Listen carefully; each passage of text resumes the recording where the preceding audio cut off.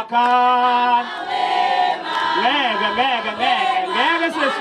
Yabona nje ukhetho ngeke silwine. Masacula kanje. Bathi no masiyafa. How so fast it.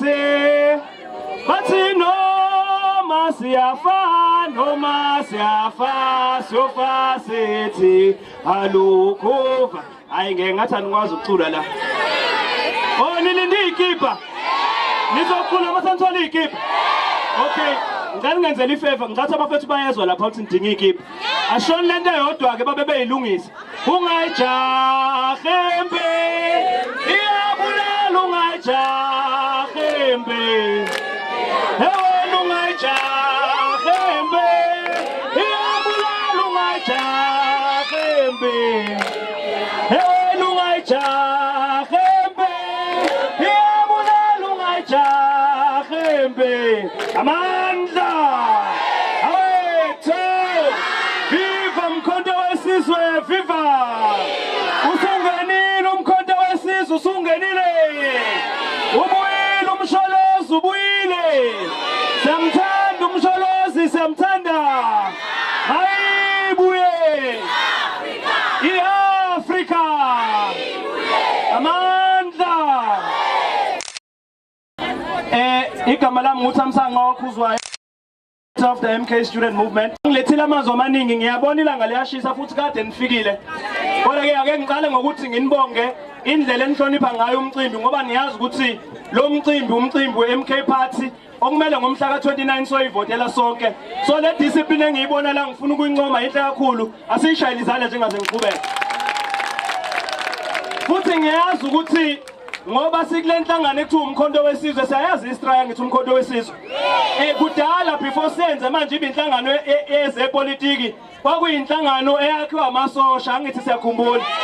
Into eyakhiwa into enziwa yisosha ke ukuthi konke into eliyenzayo liphila ngediscipline, liphila ngenhlonipho empilweni yalo. Uma lalahlekelwa inhlonipho kusho ukuthi sekuphelile ngalo. So koma kukho okuningi ke nami ngizothi thina njengamaphikankani kaZuma, njengamasosha kaMsholozi ake sibe disciplined. Uthi mawufika umhla ka29 May usifita sonke sibambisene nemphakathi yethu, sibambisene nemndeni yethu, sibambisene nabangani ngisho emasontweni yonke indawo, sibatshela into eyodwa nje ukuthi sikhathele lo hulumeni osihlukumezayo. Namhlanje asisebenzi, asinamanzi, imkhapha ayikho, ingane zakithi zihlala emakhaya nama-degree.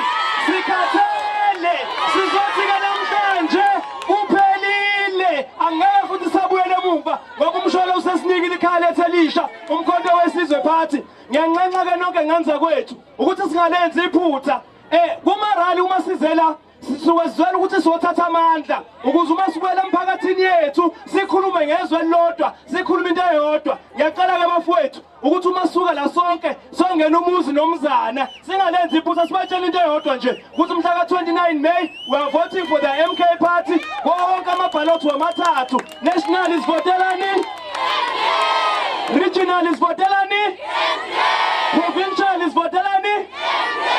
Ngiyabonga, ngithanda ukubonga kakhulu kwi-MK Youth League in the province of KwaZulu-Natal, led by Comrade Ushandu, the provincial coordinator ensazombona naye.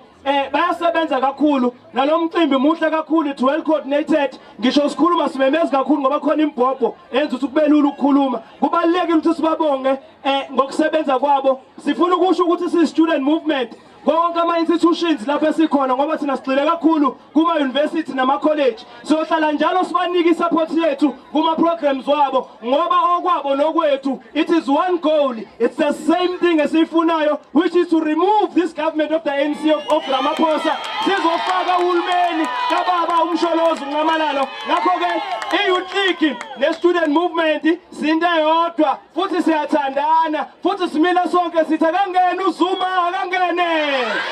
Siyamthanda uZuma, siyamthanda.